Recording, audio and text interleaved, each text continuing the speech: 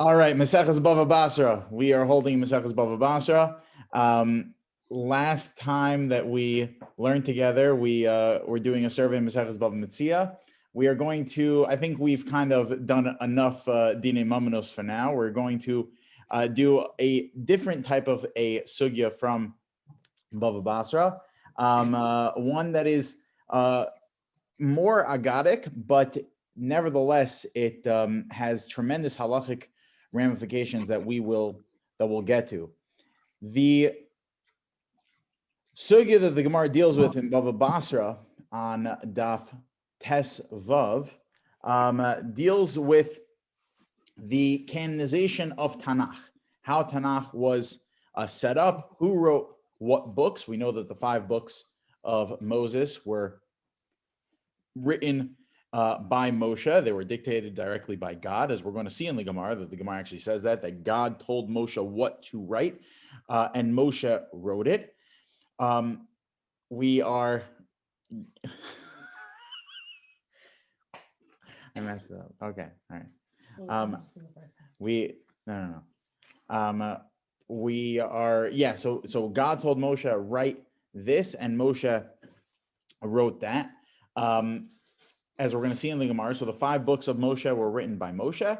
That's the Torah. Then there's another, there's 24 books in Tanakh. So each of the 24 books have an author, and the Gemara discusses what is the authorship of Tanakh. So the Gemara we're going to see in Bava Basra tonight is really going to be dealing with the end of the Torah. And the dilemma the Gemara has is based on the last 8 psukim of the Torah, because if Moshe Rabbeinu wrote the last 8 psukim of the Torah, so that how did Moshe write Vayama Sham Moshe, that Moshe died there, and Vayikbor Oso, they buried him, and Moshe ben Me'av Esrim Shana b'Moso, that he was 120 years old.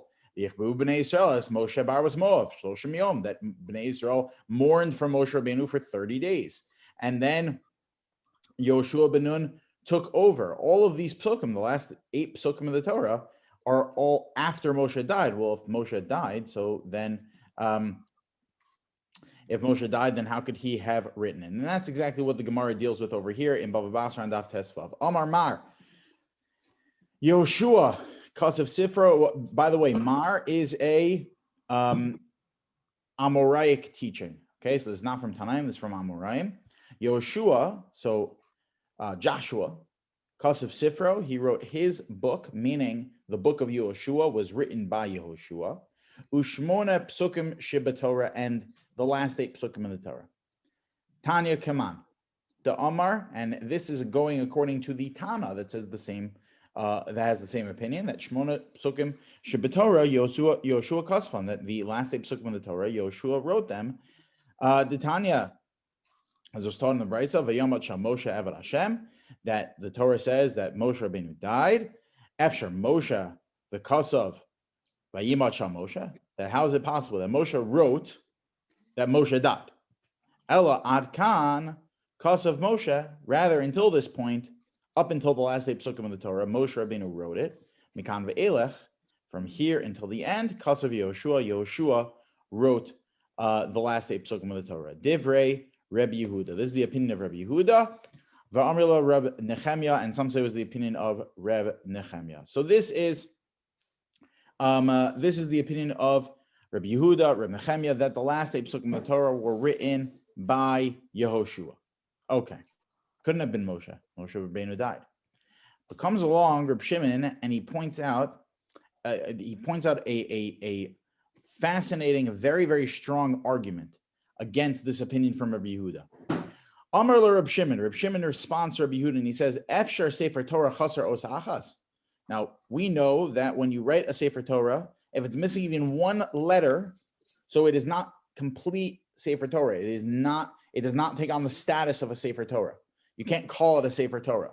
You can call it close to a Sefer Torah, but we only get close with hand grenades and horseshoes, not Sefer Torahs. Missing one letter, it is not a Sefer Torah. So then if that's the case, says Reb Shimon, that you can't have a Sefer Torah that misses one letter.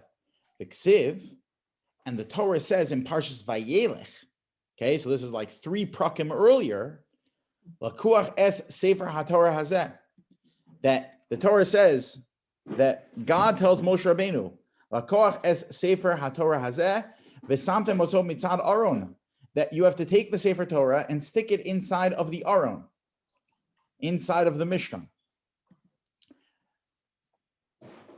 If the Sefer Torah was completed only after Moshe Rabbeinu died, so then how could he have taken a Sefer Torah and stuck it inside the Aron? It wasn't possible. Moshe Rabbeinu took a Sefer Torah and stuck it inside the Aron. It wasn't a Sefer Torah. It was missing 8 psukim.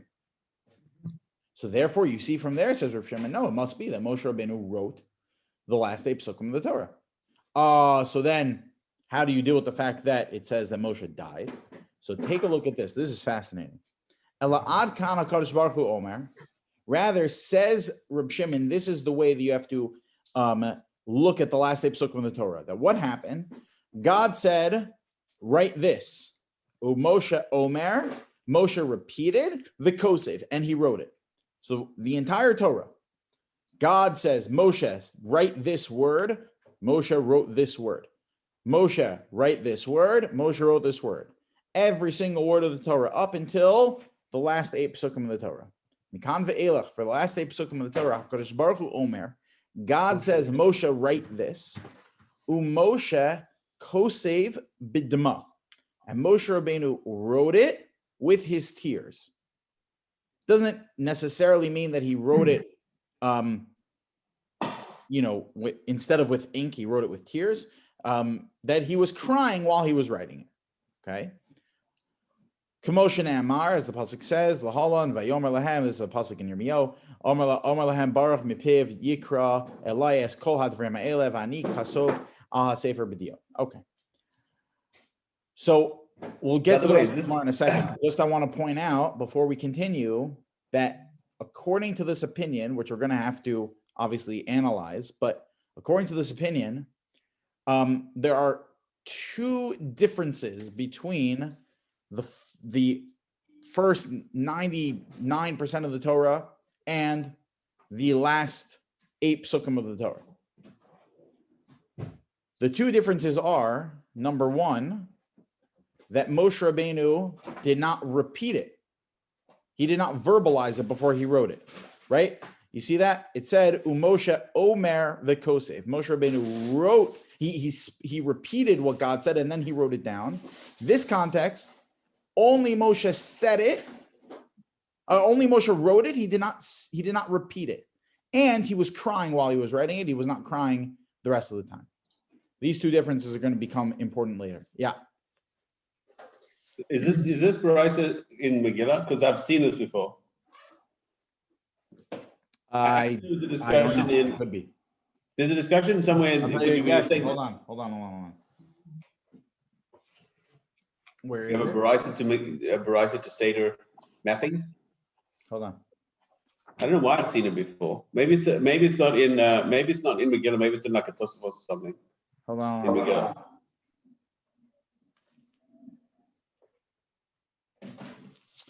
Menachos, Gavin. You must have come across it when you were learning Menachos.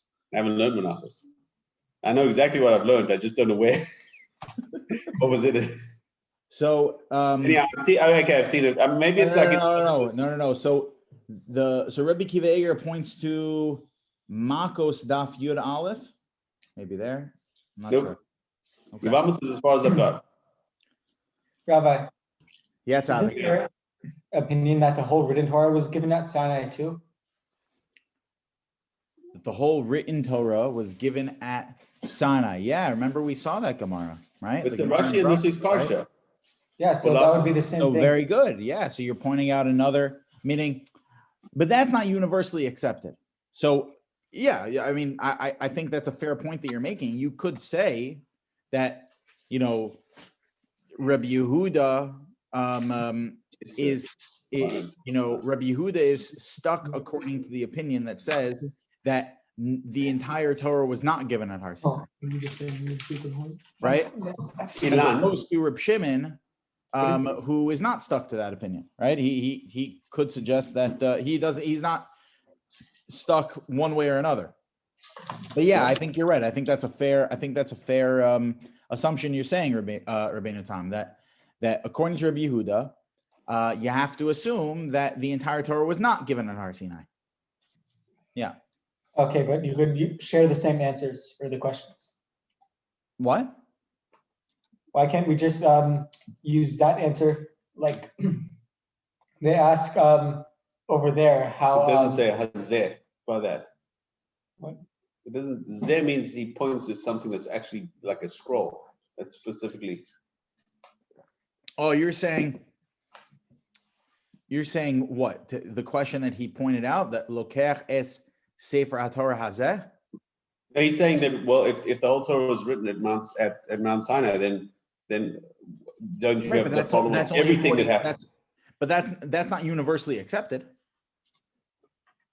Yeah, because I guess you have the problem of like, would Moshe still hit the rock? What? Would he still hit the rock if he knew about it? Like Moshe would probably know. Right. Oh, I should avoid that. I did the book. And that's why that opinion that says, oh, everything was given on Har Sinai is a very tough. It's not the opinion that the Rambam assumes, that literally every single piece of Torah ever to be written or shared or spoken about was given at Har Sinai. In fact, the Chazon Ish, he kind of throws his hands up in the air trying to explain that. That's a very, very difficult thing to try to explain. It's not the conventional approach. The conventional approach is that at Har Sinai we received all of the mitzvot and all of the details in order to perform those mitzvot. Not necessarily the entire written Torah in its full form that we have right now. That was we got either right after Moshe Rabbeinu died or right before Moshe Rabbeinu died. Ve'eleh. It's the Rashi, right? Isn't it in that Rashi? Which Rashi? The beginning of Mishpatim. Ve'eleh. Well, that Rashi is just saying this is what we got by Sinai. Oh, not the whole actual written. There's this Rashi somewhere that I've seen that he says this is what was written up to. Well, maybe you're referring to the Rashi at the beginning of Parshas Bahar. No, because I haven't got there yet. Remember, if it's actually I've done that Rashi before, but I don't think it was there. Anyhow, you mean this is the when you talk about this was at Sinai, and so was everything also Sinai, and the details just as got the details. Yeah. So here we go. So now the Gemara is going to come to a practical ramification of the last 8 psukim of the Torah. This, the Gemara says, the Gemara says the following: Kaman azlahad Amar Rabbi Yeshua bar Abba Amar of Gidol Amar Rav. That who does the following statement go like that is said in the name of Rav? Shmona psukim shebatorah yachid koreosan. The last 8 psukim of the Torah have to be read yachid. We'll have to define what yachid means over here. For now, let's say it the way Rashi says it: yachid koreosan kolomar ein mafsikim mehen. They have to be read as one solid unit.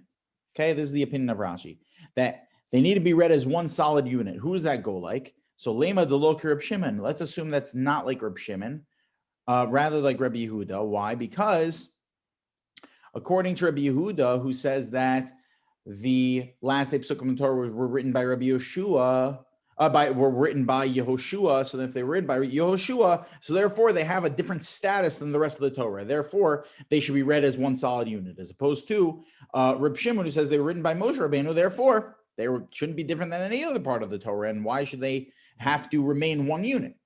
So it says the Gemara, Afilu Tamer Reb Shimon. You can know it could even go like Reb Shimon. Why? Because Hov Ishtanu. Since it is a little different, and we pointed out 2 differences. Number 1, Moshe Rabbeinu wrote it while he was crying. Number 2, Moshe Rabbeinu did not repeat after God before writing it. Therefore, they are different, and they have to be read as one solid unit. Okay. this opinion of Rashi that the last 8 psukim in the Torah need to be read as one solid unit is not universally accepted. Not universally accepted. In the Shulchan Aruch. It is, the opinion that the Shulchan Aruch assumes. The Rambam writes the following, though. The Rambam writes the following: Shmona psukim shebesof haTorah. The last 8 psukim of the Torah, muter lekros osam bebeis hakneses. You're allowed to read them at shul bepachos me'asara, with less than a minyan. So according to the Rambam, yachid kora osan, when we say that they are read, yachid, it doesn't mean read as one unit.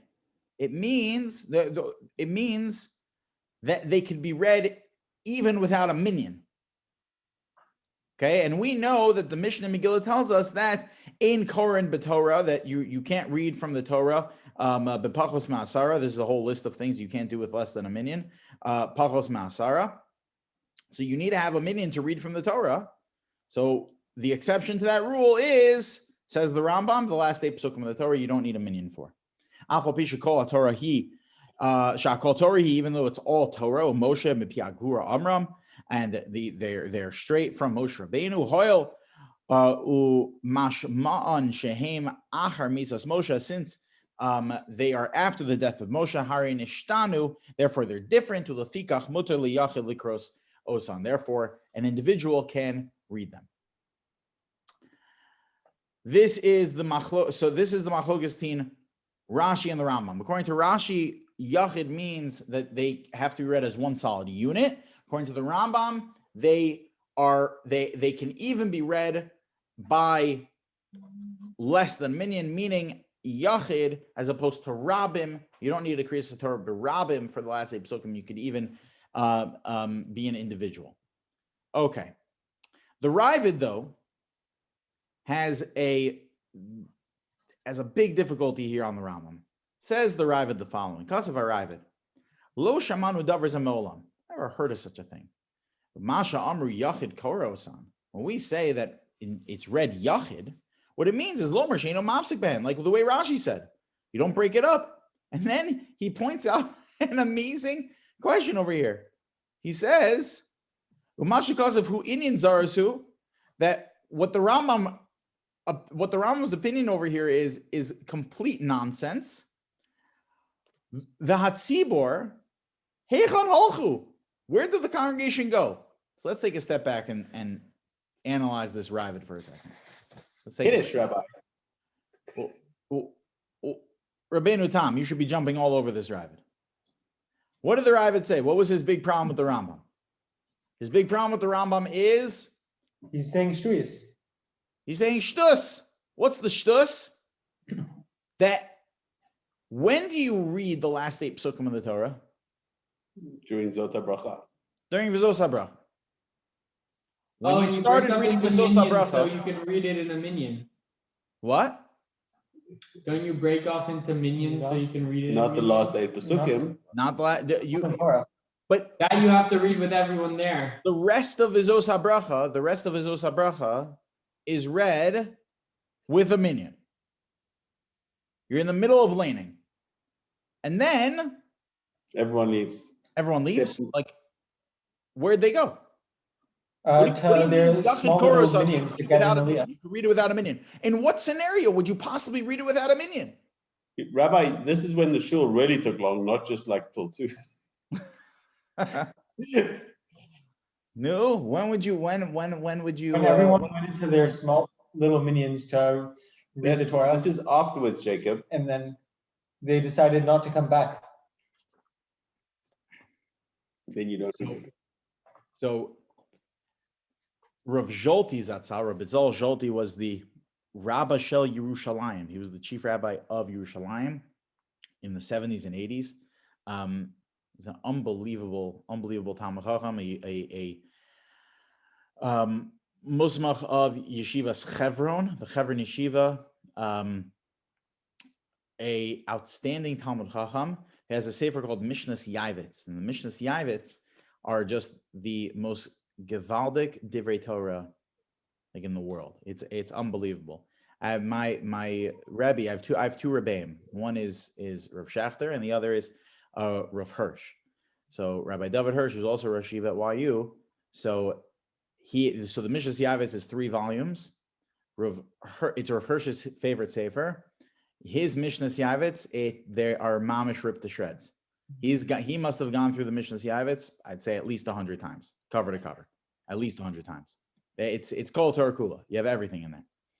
So the Mishnas Yavetz points to a Tosos in Meseches Megillah. Remember, we said before that the Mishnah over here in Megillah on Daf Chaf Gimel Mebeis has a whole list of things that you need to do with a minyan.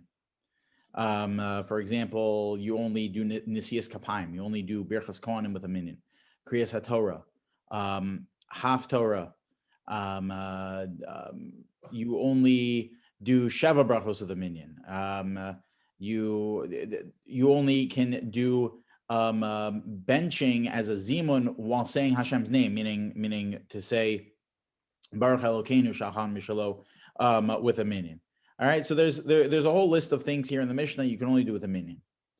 But let's say you start with a minyan, okay? You start Kriyas HaTorah with a minyan.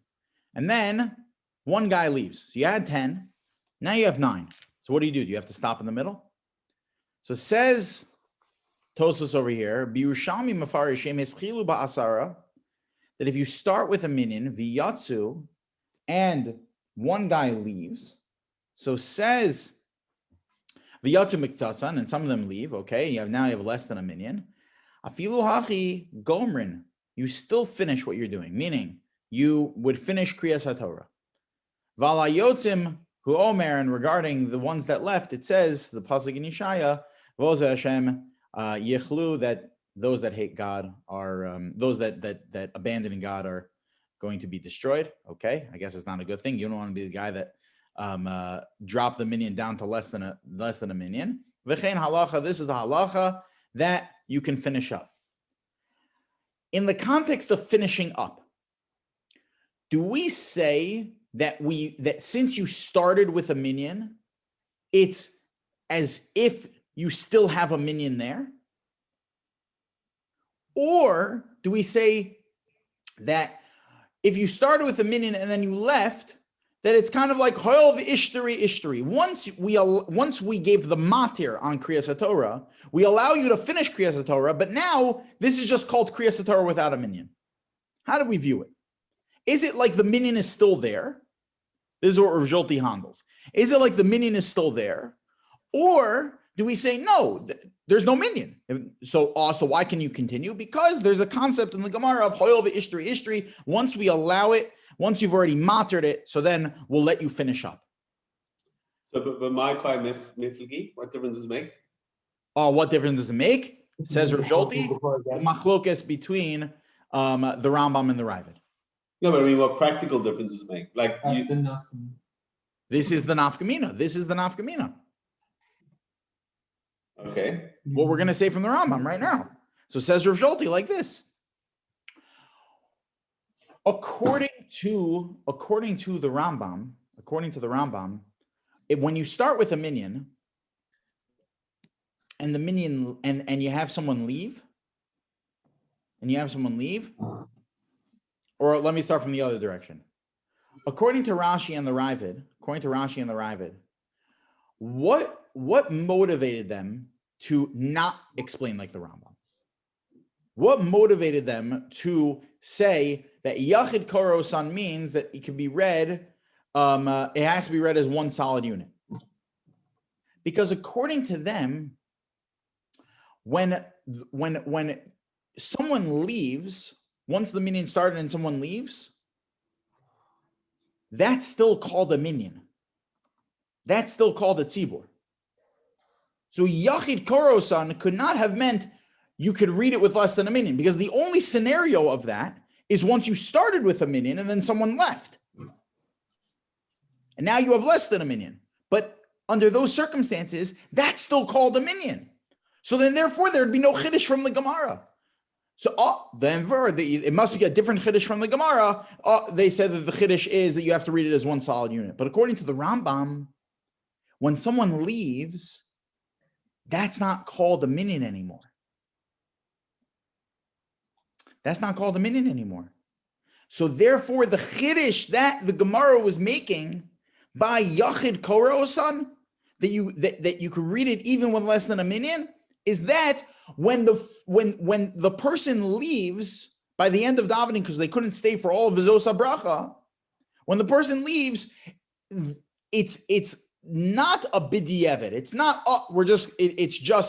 it's too bad we don't have a minyan, but we can finish up Kriyas Torah. No, when it comes to last day Pesukim of the Torah, we view it as if the minyan is there because of the fact that they have a different status, because of the fact that it can even be read as an individual.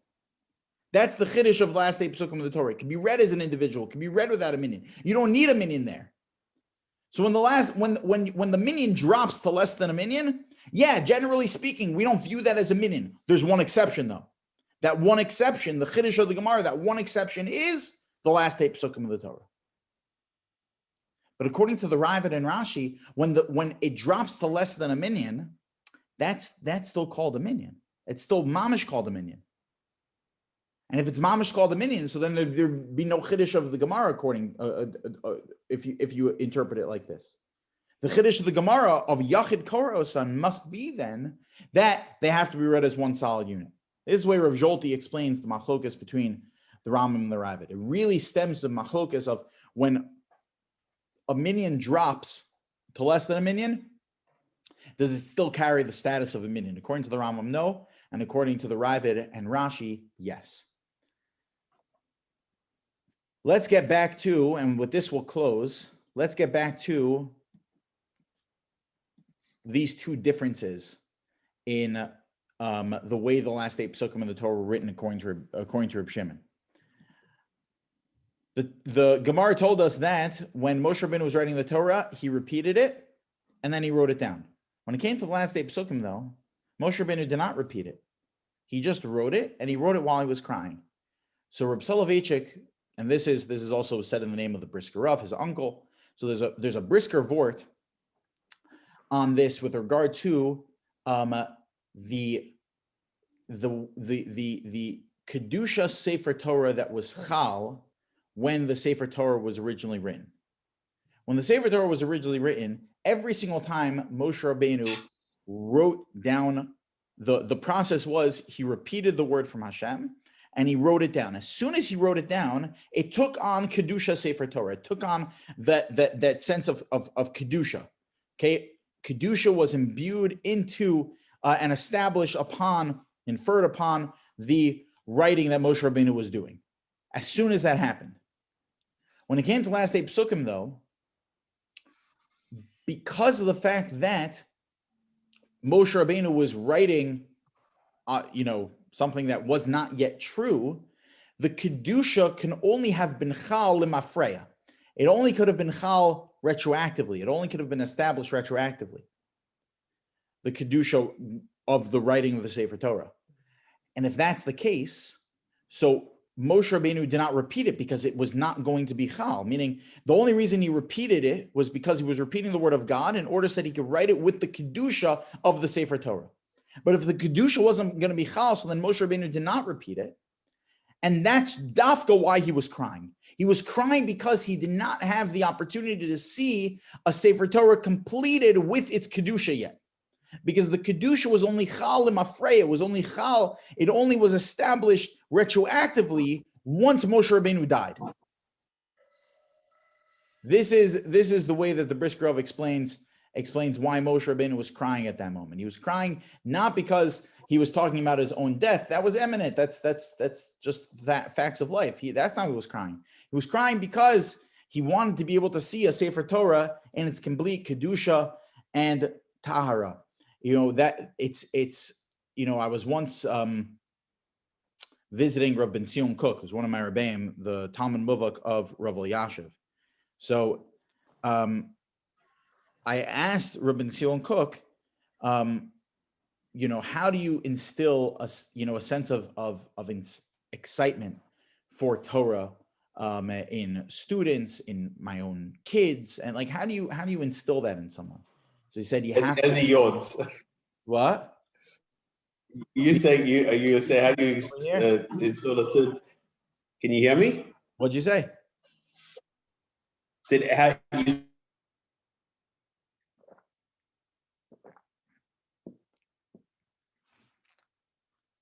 Gavin. I didn't hear you. Tell me later.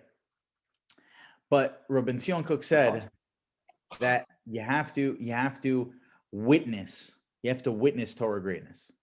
You have to be able to witness Torah greatness. That the more that you display Torah greatness, so then that is going to instill. So you have to show every opportunity you have to see a Gadol b'Yisrael. You have to take your students, you have to take your kids in order for them to see the Gadol b'Yisrael. So Rabbi Shechter likes to tell a story that once Rav Soloveitchik walked into the Beis Medrash of Merkas Harav Yeshiva, and Rav Avraham Shapira was the Rosh Yeshiva at the time. And when Rabbi Soloveitchik came in, so Rav Avram Shapira got up, he ran to the other side of the Beis Medrash where Rabbi Soloveitchik was, and he kissed Rabbi Soloveitchik, and he went back to his seat. So students were asking, it says in Shulchan Aruch, you're not supposed to kiss anyone inside of a shul or a Beis Medrash, right? You can't kiss your children, you can't kiss anyone. So they asked, he said he was kissing the Torah. That's exactly what he said. He said, I wasn't kissing, I was kissing. Rabbi Soloveitchik is a walking Sefer Torah. So you have to kiss a Sefer Torah in shul. Witnessing Kedusha it should be an emotional experience. Moshe Rabbeinu wanted to experience seeing a Sefer Torah in its complete state with its complete Kedusha. It should be an emotional experience. It should be something that engenders a sense of awesomeness, of in the literal sense, awesomeness. It's like, I witnessed this. Probably one of the first times this hit me was when I saw Rabbi Shechter once was learning. He was stuck on something, and he, no, it was this. This is when it was. I was once davening the YU Beis Medrash, and Rabbi Shechter is very makbid not to learn during davening. His tefillah is unbelievable. His tefillah is unbelievable. I wish I took more of that from him. When he davens, there's no svarim anywhere near him. And there was one particular day, and usually what his practice is as soon as davening is over, he turns around, he goes to his seat, he opens up a Mishnah Berurah, and he starts learning, morning halacha for himself. And sometimes, he has students with him anyway. So that day, however, the last Kaddish came out of the Chazan's mouth, and the last Amen rang across the Beis Medrash, he mamish took off running.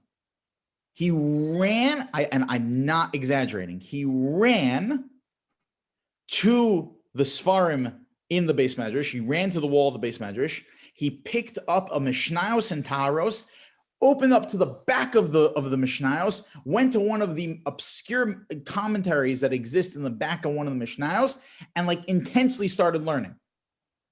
Tefillin were still on, Talis were still on.